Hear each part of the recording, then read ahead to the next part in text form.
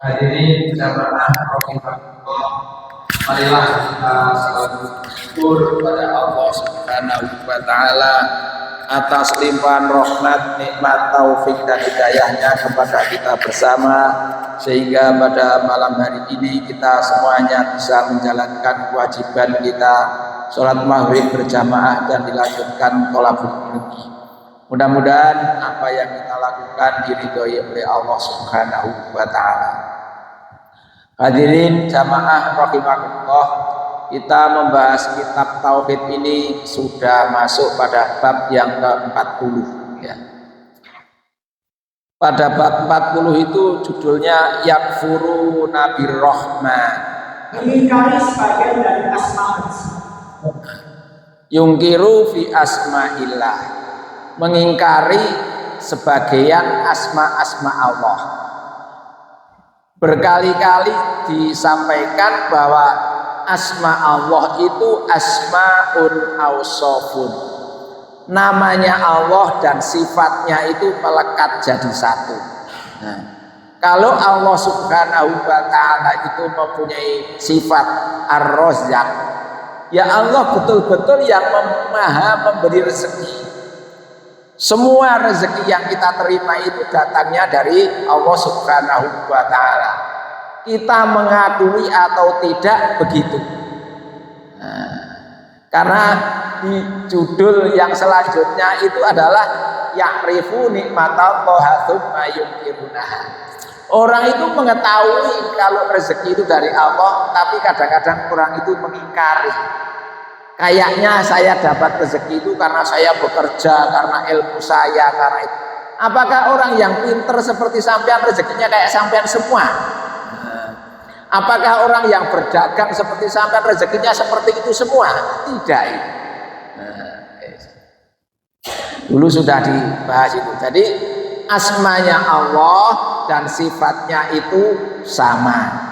Jadi semua nama-nama atau sifat-sifat Allah yang sudah disampaikan di dalam Al-Quran maupun sunnahnya Rasulullah SAW, kita wajib mengimani itu. Tidak boleh kita mengkufurinya. Satu saja tidak boleh. Yes, nanti pembahasannya di sekitar itu. Kita mulai dari surat Ar-Ra'd. Surat Ar-Ra'd itu surat 13 ayat 30. Ada? Nggih, monggo terjemahnya dibaca. Dan mereka kafir kepada Tuhan yang bukan. Kata-kata, dialah Tuhan, tidak ada Tuhan yang bukan selain Dia. Hanya kepadanya aku bertawakal, hanya kepadanya Allah. Itu di tengah-tengahnya. Kalau di Al-Quran itu surat Ar-Ra'd ayat 30 itu dimulai dengan a'udzubillahi minasyaitonirrajim. Kadzalika arsalnaka fi ummatin qad khalat min qabliha ummamul linatluwa alaihimul ladzi auhayna ilaika wa hum yakfuruna birrahman. Qul huwa rabbi la ilaha illa huwa alaihi tawakkaltu wa ilaihi matab. Nah, kadzalika arsalna, demikianlah kami telah mengutus fi ummatin dalam suatu umat qad khalat min qabliha, sungguh telah berlalu sebelumnya umat-umat linat luwa alaihimul ladzi auhayna ilaika, agar kamu membacakan atas mereka apa yang kami wahyukan kepadamu, wahum, dan mereka yakfuruna birrahman, kafir atau mengingkari dengan nama Allah yang maha pemurah. Kul, katakanlah Muhammad, huwa, dia Allah, Rabbi la ilaha illa huwa, Rabbku, tidak ada ilah selain dia, alaihi tawakkaltu wa ilaihi matab, kepadanya kami bertawakal dan kami berserah bertaubat. Nah, asbabul nuzulnya ayat ini itu adalah tatkala Nabi Shallallahu Alaihi Wasallam itu mengadakan perjanjian Hudaybiyah. Hudaybiyah itu kan diawali dari Nabi Shallallahu Alaihi Wasallam di Madinah pada tahun ke-6 Hijriah. Kan Nabi ke Madinah itu diawali dari tahun 1 Hijriah ya. Nah, dari 6 tahun di Madinah, Nabi Shallallahu Alaihi Wasallam itu bermimpi ke Masjidil Haram dan masuk ke Ka'bah. Tidak lama dari mimpinya Nabi Shallallahu Alaihi Wasallam itu, Nabi mengumumkan mau umroh. Umroh itu kemana Pak? Ke Masjidil Haram, bukan ke Madinah. Madinah itu sebetulnya nggak ada gandengannya dengan ritual umroh maupun haji Pak. Cuma karena sudah sampai di sana, sekalian ziarah ke masjidnya Nabi. Ke masjidnya Nabi atau ke makamnya Nabi yang disyariatkan. Ya, yes. Nah, Nabi mengumumkan mau umroh. Ternyata yang ikut itu sampai 1.400 orang. Nah, karena Nabi itu niatnya umroh, ya tidak membawa peralatan perang. Wong niatnya umroh kok. Nah, tapi yang ikut 1.400 orang. Yes. Tetapi kan oleh Khalid bin Walid waktu itu masih kafir, menjadi komandannya orang-orang Quraisy, dicegat di Hudaybiyah itu tidak boleh masuk Mekah. Terus tertahan di Hudaybiyah. Lalu mengadakan perundingan. Yang diutus pertama kali ke Mekah adalah Utsman bin Affan. Sampai lama ditunggu Utsman gak datang-datang, ada kabar wah Utsman dibunuh di Mekah ini. Wah, terus para sahabat dan Rasulullah berbaiat itu. Tapi lama-lama Utsman datang.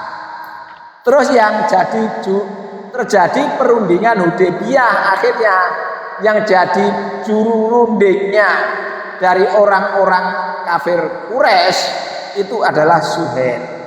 Nah, makanya hadis ini dibawakan oleh Suhail tatkala beliau masih menceritakan dulu waktu saya jadi dulu juru rundingnya dari orang Quraisy, waktu itu masih kafir, mengatakan begitu.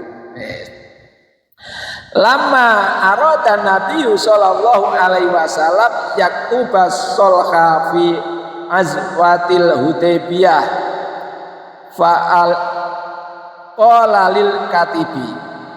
Tatkala Nabi sallallahu alaihi wasallam hendak memerintahkan kepada seorang penulis tatkala perjanjian Hudaybiyah, Nabi memerintahkan kepada sekretarisnya, penulisnya, uktub bismillahirrahmanirrahim.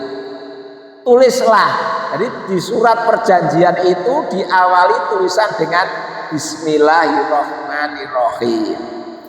Dan diriwayatkan di beberapa riwayat tatkala Nabi Shallallahu Alaihi Wasallam menulis surat kepada siapapun itu diawali dengan bismillahirrahmanirrahim. Oh, berarti kalau kita mengawali begitu harus begitu. Ya mestinya ya begitu. Kalau kita ngaku cinta kepada Nabi, dulu disampaikan bukti cinta kepada Nabi itu mengikuti sunah-sunahnya Nabi Shallallahu Alaihi Wasallam. Nah, Nabi memerintahkan kepada juru tulisnya itu uktub bismillahirrahmanirrahim. Lalu Suhail itu bertanya, Suhail, karena yang jadi juru rundingnya dari orang kafir Quraisy itu Suhail. Suhail berkata, amma ar-Rahman fa wallahi ma adri ma hiya. Apa itu ar-Rahman? Demi Allah, saya tidak tahu tentang hal ini. Nah, jadi orang kafir itu mengingkari namanya Allah Ar-Rahman, itu tidak mau. Allah ya Allah, gak usah Ar-Rahman, Ar-Rahim gak usah, gitu loh maksudnya. Nah, itu Suhail itu karena apa? Mereka betul-betul tidak tahu, kata Suhail itu. Amma Ar-Rahman, apa Ar-Rahman itu? Fa wallahi, demi Allah, ma adri ma hiya, saya tidak tahu sama sekali tentang hal itu, kata Suhail. Walakin uktub bismika Allahumma, tetapi tulislah dengan bismika Allahumma, dengan namamu ya Allah gitu. Nah, wes. Jadi asbabul nuzulnya ayat itu begitu. Maksudnya Nabi Shallallahu Alaihi Wasallam itu setiap menulis surat diawali dengan Bismillahirrahmanirrahim. Tapi orang kafir itu tidak tahu maknanya Ar-Rahman, Ar-Rahim, itu tidak tahu. Maksudnya Allah ya Allah, nggak usah diganti-ganti. Nah, dalam bab ini dijelaskan bahwa kita itu tidak boleh mengingkari namanya Allah, asmanya Allah, sifatnya Allah. Tadi kan disampaikan asma Allah itu asmaun ausofun, sifatnya Allah dan namanya Allah itu melekat jadi satu. Beda dengan manusia. Kalau kita itu kan namanya dengan sifatnya kadang-kadang gak cocok. Misalnya ada orang namanya Pak Sabar tapi muring-muringan. Wong sabar kok muring-muringan, jenenge gak sabar tapi jenenge sabar ya Pak. Ono namanya, mohon maaf saya enggak sengaja ini, cuma contoh saja. Namanya Selamat. Pak, mau selamat loh tiba ya gak selamat, tapi namanya Selamat yang jatuh itu. Nah, maksudnya bertolak belakang antara namanya dan sifatnya itu. Wah yo, namanya saja soleh kok betik, nah kan nggak cocok itu. Nah, tapi kalau namanya Allah dan sifatnya itu sama. Allah itu mempunyai sifat Ar-Rahman, Ar-Rahim. Ya Allah Maha Pengasih, Maha Penyayang betul. Tidak pandang bulu, semua makhluknya Allah dikasih dan disayang. Nah, semuanya begitu. Nah, tapi Allah menciptakan syariat. Mana yang taat dengan syariat, mana yang tidak, itu urus berikutnya. Tapi semua makhluknya termasuk hewan, binatang, semuanya diberi kesempatan hidup, dikasih sayangi oleh Allah Subhanahu wa taala, sehingga semua itu diberi makan, diberi rezeki oleh Allah Subhanahu wa taala. Termasuk cacing yang ada di dalam tanah pun disiapkan rezekinya oleh Allah Subhanahu wa taala. Apalagi kita. Makanya saya itu sering karena teman-teman saya itu sudah tua, mungkin saya sudah tua ya Pak. Banyak yang kasih nasihat, Ustaz, saya itu sudah pensiun, sudah tidak punya income, sudah gitu kok. Oh enggak usah gelisah Pak. Selama kita itu masih hidup, masih diberi rezeki oleh Allah Subhanahu wa taala. Itu pasti, entah dari mana, berupa seberapa, tapi pasti diberi oleh Allah Subhanahu wa taala. Sekarang itu kan kita itu kadang-kadang direpotkan dengan gaya hidup daripada kebutuhan hidup. Ya. Nah, kalau kita itu misalkan mencontoh keluarganya Nabi. Tatkala Nabi pagi-pagi tanya istrinya, kalau kita pakai bahasa kita kira-kira begini, nah hari ini masak apa itu? Alhamdulillah ini Pak, hari ini kok tidak ada yang dipakai belanja. Oh ya sudah, kita puasa saja. Itu bisa begitu. Tapi umpama pagi-pagi, Ma ini paketan entek. Nah kira-kira bingungnya setengah mati kadang-kadang. Nah, mayoritas orang kan begitu kan zaman sekarang. Loh, maksudnya kita itu tidak usah khawatir dengan rezeki. Ya tentu saja, karena kita itu di dunia mengikuti hukumnya dunia. Semua yang ada di dunia itu melalui proses Pak. Betul itu rezeki Allah, tapi kita melalui proses dengan kita bekerja ikhtiar. Kalau panjenengan membaca sejarah, tatkala Maryam itu mau melahirkan Isa Al-Masih, itu kan pergi ke tempat yang tinggi di bawah pohon kurma ya. Nah, diwahyukan oleh Allah supaya menggoyang pohon kurma. Seorang wanita yang mau melahirkan itu kan sakit, tenaganya habis. kok disuruh menggoyang pohon kurma. Kira-kira bisa tergoyang apa enggak? Menurut akal kita itu enggak mungkin tergoyang, tapi itu proses supaya buah kurmanya jatuh. Seumpama Allah menjatuhkan buah kurma apa enggak bisa? Bisa, tapi ini hukum dunia itu melalui proses. Kalau panjenengan itu mau pinter, ya harus belajar. Ojo jaga no ilmu laduni, wis kok kene tawakal ae kelak pinter-pinter dhewe. Apa ada ilmu laduni gitu.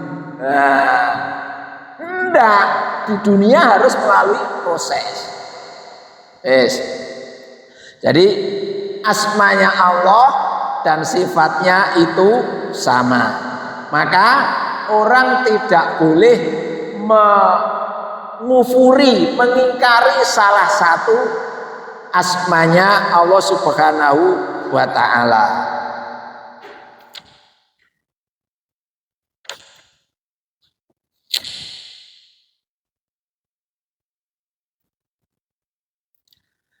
Namanya asma Allah yang sering yang terkenal dengan Asmaul Husna itu ada berapa Pak? 99. Itu tidak salah panjenengan menyebut tidak 99. Tapi ada hadis yang lain yang menyebutkan bahwa namanya Allah, sifatnya Allah itu tidak terbatas. Kita bahas dulu yang 99. Sebuah hadis sahih diriwayatkan oleh Imam Bukhari dan Muslim dari Abu Hurairah radhiyallahu an, Rasulullah shallallahu alaihi wasallam bersabda, innallaha tis'atan wa tis'ina isman. Sesungguhnya Allah itu mempunyai nama tis'atan wa tis'ina isman. Maksudnya namanya Allah itu ada 99. Man ahsoha dakhalal jannah. Barang siapa yang menyebutnya, menghafalnya, masuk surga. Berarti lah enak Pak, masuk surga cuma menghafalkan itu toh. Nah, itu tarafnya anak-anak kita yang masih TK itu kan disuruh menghafalkan itu ya, Ar-Rahman, Ar-Rahim, Al-Malik, Al-Qudus, supaya hafal 99. Itu anak-anak yang masih TK. Kita yang sudah dewasa memahaminya, kalau kita ingin masuk surga dengan asmanya Allah, Ar-Rahman, Ar-Rahim. Allah itu mempunyai sifat Ar-Rahman, Ar-Rahim, Maha Pengasih, Maha Penyayang. Panjenengan kepingin masuk surga dengan Asmaul Husna itu harus mempunyai sifat itu, Ar-Rahman, Ar-Rahim. Ojo sampai uang getingan. Nah, itu tidak begitu. Apal tapi mbek uang getingan. Aku beting ambek wong iki. Nah, tidak boleh. Itu namanya menghalangi kita, enggak cocok. Lambene sing diomongno ambek kelakuane. Maksudnya begitu. Nah, Ar-Rahman, Ar-Rahim, Maha Kasih dan Maha Penyayang. Nek duwe ojo rapete pol dikasihno gitu loh. Iyalah. Maksudnya itu begitu, mengamalkan Asmaul Husna itu. Allah itu Maha Ar-Razzaq, Maha pemberi rezeki. Lah tatkala kita mempunyai rezeki, yo ojo rapet-rapet. Jare wong Jawa ngegem banyu ae gak netes wong iki. Aja meneh kok duit, banyu ae gak netes kok. Ndak. Ya begitu. Allah itu mempunyai sifat as-salam, Maha menyelamatkan. Lah kita harus begitu. Jangan sampai ada orang yang celaka itu karena tangan kita atau mulut kita. Nek ngomong ya sing apik, nek tumindak sing apik, jangan sampai mencelakakan orang. Makanya di hadis sahih itu ada yang tingkatan iman yang paling rendah itu menyingkirkan duri yang ada di jalan gitu. Nah, jangan sampai orang lewat itu terkena duri. Ada paku, ada apa, waduh sakno itu nek wong arep jamaah ndang bane kena paku iki lak sakno tak duake minggir. Itu enggak. Begitu, maksudnya mengamalkan Asmaul Husna begitu. Betapa indahnya dawuhnya Rasulullah Shallallahu Alaihi Wasallam. Kalau kita amalkan itu indah sekali. Nah, cuma sayangnya pemahamannya banyak orang itu cuma pokoknya hafal, sehingga dihafal notok gak dilakoni belas. Nah, tidak begitu maksudnya. Yes.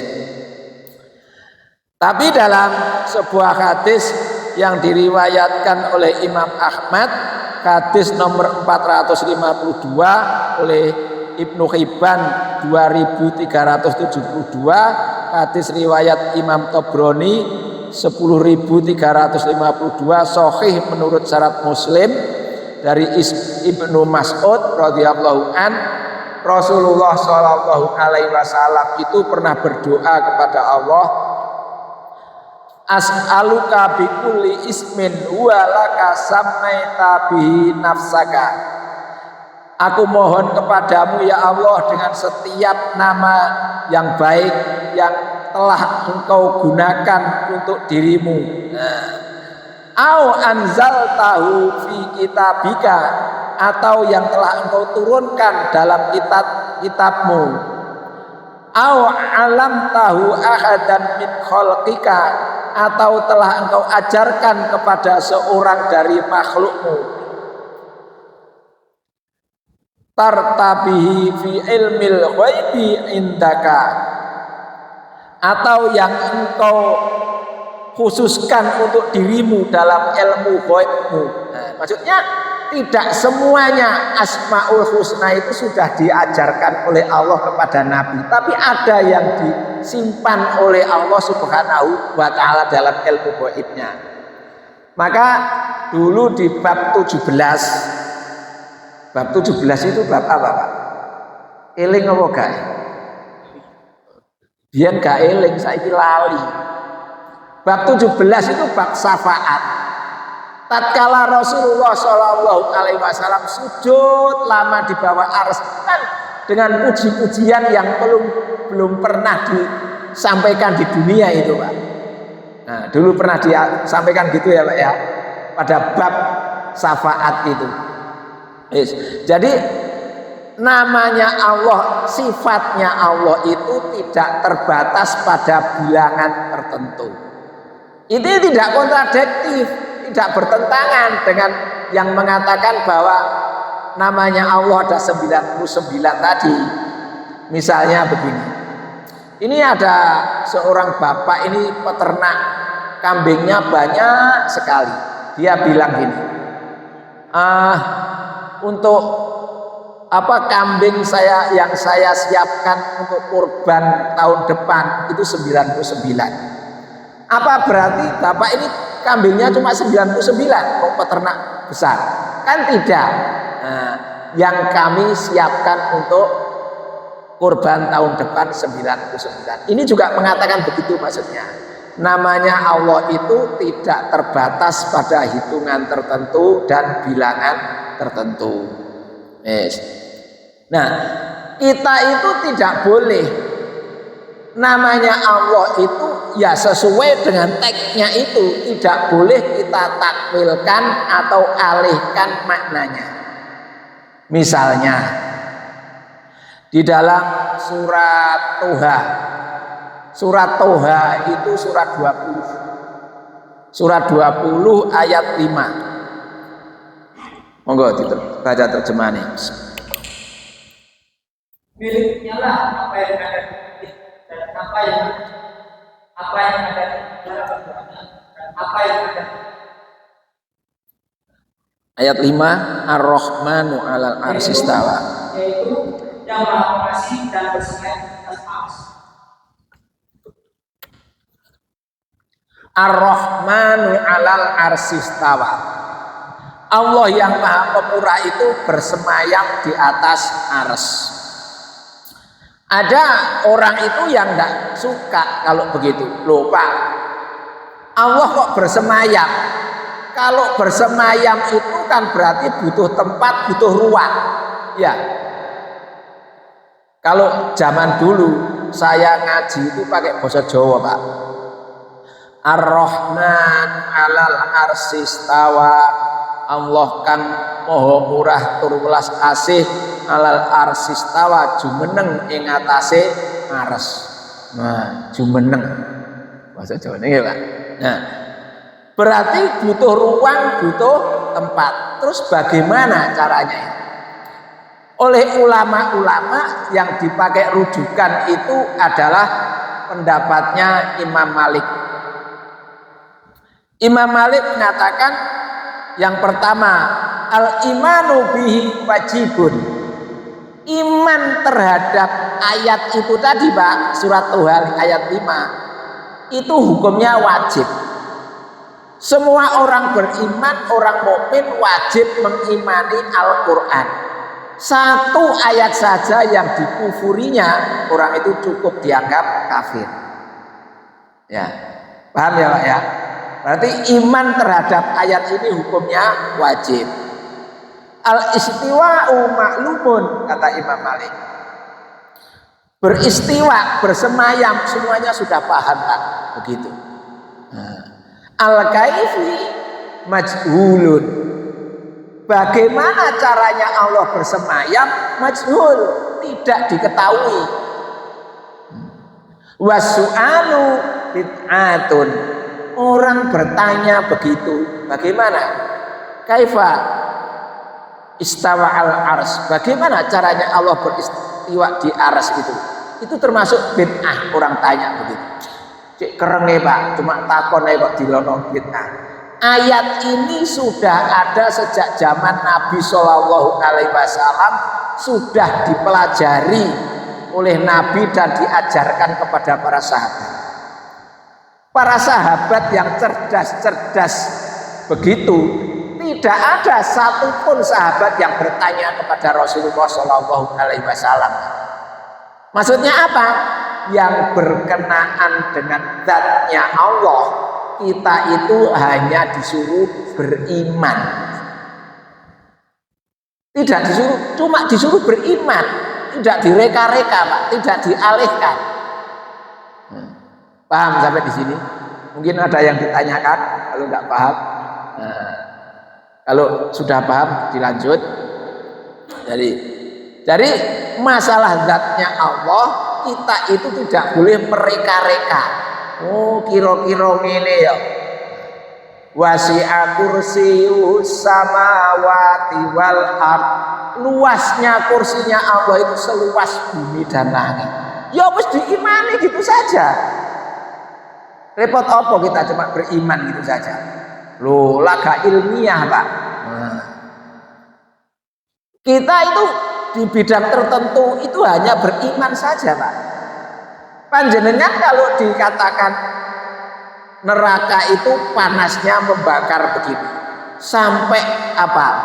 Paling ringan orang yang ada di neraka dinggoni sandal atau neraka itu kita umum. Panjenengan nggak usah ngeyel, lho Pak. Kita umum ya mau kira-kira dodone iku akeh mawone ta Pak. Nggak usah tanya begitu. Itu Nabi dawuh begitu ya sudah kita beriman. Kan selama ini belum ada penelitian dan tidak mungkin akan ada penelitian bahwa neraka itu panasnya sekian derajat supaya kita kebal dengan masuk di neraka besok kita pakai baju sekian. Nah, kalau panjenengan tahu peleburan besi di pabrik-pabrik baja itu Pak, titik leburnya itu 1500 derajat Celcius. Itu baru cair. Supaya bisa dibentuk itu panasnya sekitar 1700 sampai 1750 Pak. Kalau terlalu panas sampai 1800 ke atas itu besinya gampang patah Pak. Oh, maksud macam-macam itu. Itu baru di dunia Pak. Apa saja yang nyemplung di situ itu tidak ada batangnya Pak, tidak ada bekasnya Pak. Saking panasnya Pak, 1700 itu api di dunia itu ada yang seperti itu Pak. Padahal di neraka itu cuma gambaran-gambaran saja yang hakikatnya itu belum pernah ada yang bisa menjelaskan. Ya kita wajib iman. Kan dulu di bab awal itu orang itu juga wajib beriman annaru haqqun wal jannatu haqqun, ya. Beriman kepada surga dan beriman kepada neraka. Orang beriman kepada surga, bagaimana caranya saya bisa mendapatkan surga itu? Orang beriman adanya neraka, bagaimana saya bisa terhindar dari siksanya neraka itu? Maksudnya begitu. Enggak disuruh beriman kok cek mlebu kono ngono lho, maksudnya enggak. Nah, wis. Jadi pada zat-zatnya Allah kita wajib beriman begitu saja, tidak boleh diotak-atik, tidak boleh dialihkan maknanya juga tidak boleh diserupakan. Misalnya dalam surat Az-Zumar ayat 67. Surat Az-Zumar itu surat 39. Surat 39 ayat 67. A'udzu billahi minasyaitonir rajim. Wa ma qadarullaha haqqa qadri wal arda jami'an qabdaituhu yaumal qiyamati was samawati mutwiyatun biyaminihi subhanahu wa ta'ala amma yusyrikun. Mereka tidak mengagungkan Allah sebagaimana disitu.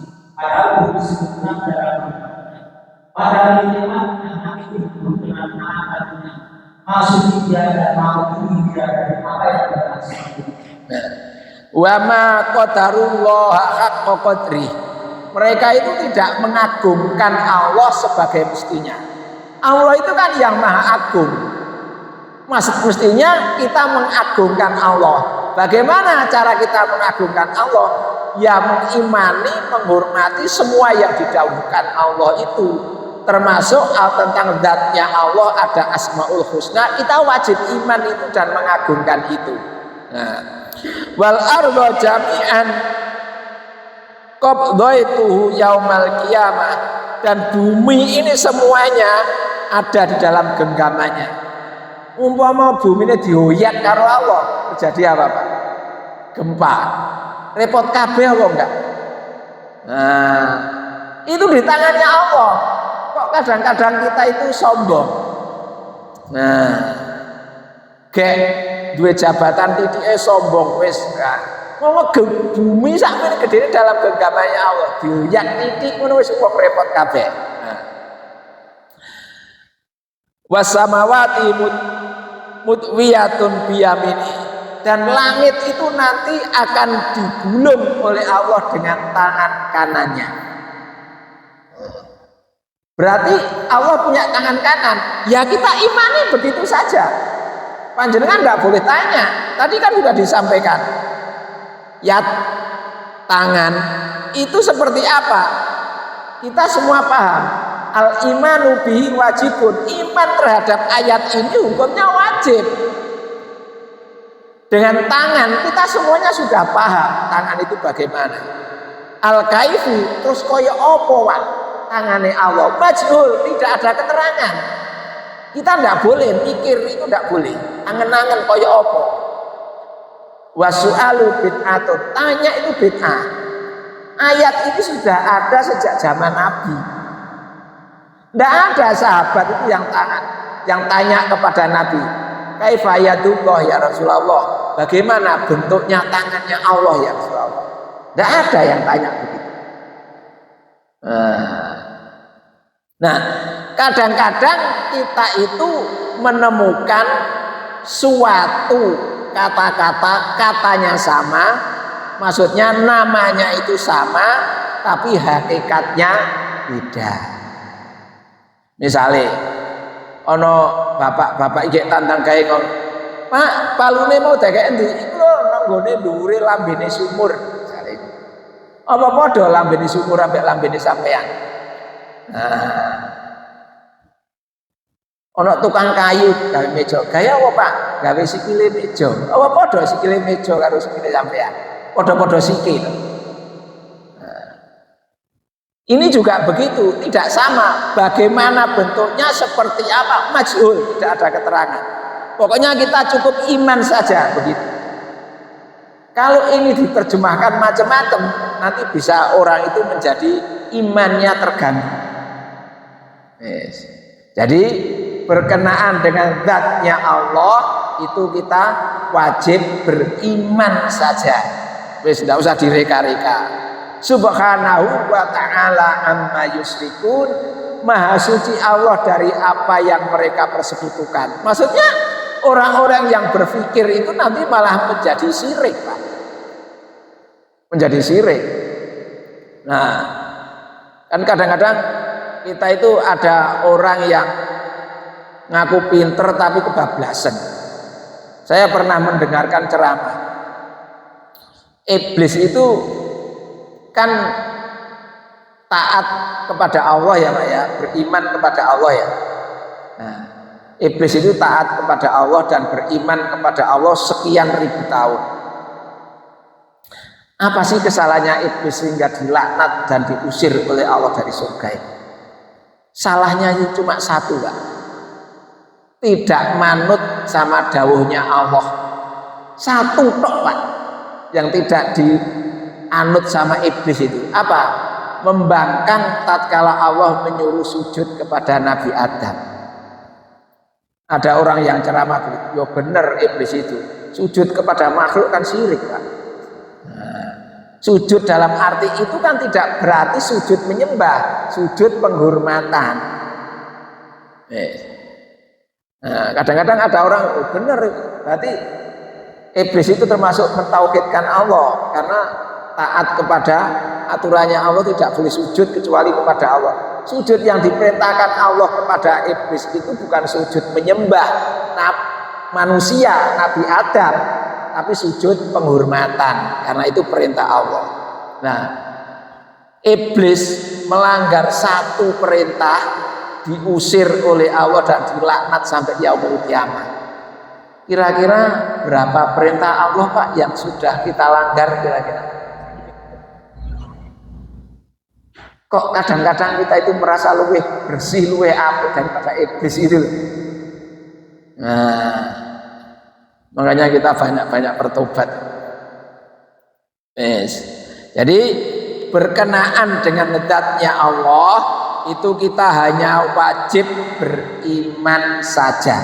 Tidak usah mikir bagaimana, seperti apa, caranya bagaimana, itu urusan Allah Subhanahu wa ta'ala.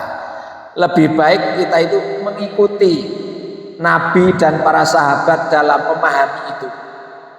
Nah, makanya dalam kitab Manhaj Al-Firqatun Najiyah wa Qaifah Al-Masurah itu pernah ada penjelasan bahwa tatkala Imam Malik di suatu forum pengajian begini, ada orang yang bertanya. Orang itu tanya begini, kaifa istawa alal ars? Imam, bagaimana caranya Allah beristiwa di ars itu? Imam Malik marah. Marah apa? Orang itu diusir dari majelis itu. Mengapa kok begitu? Karena orang ini nanti pikirannya akan meracuni yang lain-lain, sudah baik semua akan keracunan pikirannya orang ini, maka diusir oleh Imam Malik. Lalu dijelaskan, yaitu tadi al-imanu bihi wajibun, iman terhadap ayatnya Allah hukumnya wajib. Tidak boleh kita mengkufuri satu ayat saja di dalam Al-Quran. Nah, al-istiwa maklum, orang paham istiwa bersemayam itu begini. Nah, al-kaifi majhulun, caranya bagaimana, seperti apa, majhul, tidak ada keterangan. Wasu'alu bid'atun, tanya begitu bid'ah. Maksudnya zaman Nabi sudah ada, tidak ada seorang yang bertanya, orang ini ngotot bertanya begitu. Mengapa tadi kok diusir oleh Imam Malik? Karena pikiran yang sesat, keyakinan yang sesat itu akan mudah nular. Makanya kalau kita itu kumpul dengan orang-orang yang tidak baik, itu gampang kita tertular ketidakbaikan. Nah, ini kan pas hari apa Pak? Kesaktian Pancasila ya. Saya pernah membaca itu. Dean Aidit, itu namanya Ahmad Aidit. Bapaknya itu seorang tokoh Muhammadiyah, pernah mendirikan perguruan Muhammadiyah di Sumatera itu ya. Nah, itu dia itu baik dan cerdas, keagamaannya itu baik. Tatkala dia kuliah di Jakarta dan banyak salah teman, salah pergaulan, dan banyak membaca buku-buku tentang komunisme macam-macam itu, akhirnya dia terpengaruh begitu.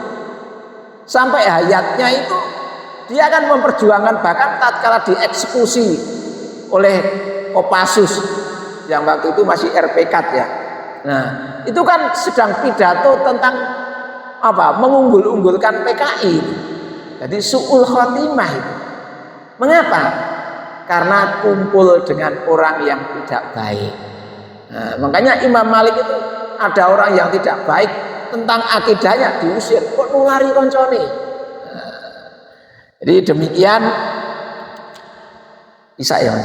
Nah, jadi demikian maksudnya ayat ini menjelaskan bahwa mengenai zat-zatnya Allah kita tidak boleh memikirkan zatnya Allah, tapi yang kita pikirkan itu khalqilah. Penciptaan Allah itu yang kita pikirkan akan menjadikan iman kita semakin kuat. Banyak orang-orang kafir itu yang mengadakan riset penelitian tentang alam ini, tentang ciptaan Allah, akhirnya menjadi orang yang beriman. Itu banyak. Nah, makanya kita tidak boleh memikirkan tentang zatnya Allah, akan mempengaruhi iman kita kepada Allah Subhanahu wa ta'ala. Demikian apa yang dapat kami sampaikan, mudah-mudahan ada manfaatnya bagi kita semuanya. Marilah kita tutup dengan doa kafaratul majlis. Subhanakallahumma wa bihamdika asyhadu an la ilaha illa anta astaghfiruka wa atubu ilaik. Wassalamualaikum warahmatullahi wabarakatuh.